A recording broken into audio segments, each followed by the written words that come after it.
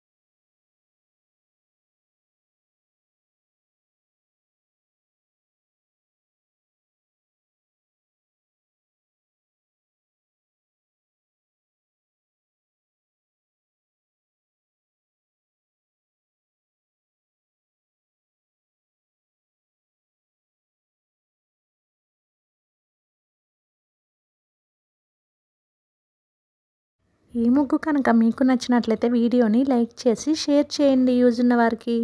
అలాగే ఛానల్ని సబ్స్క్రైబ్ చేసుకోండి. Thank you for watching our channel.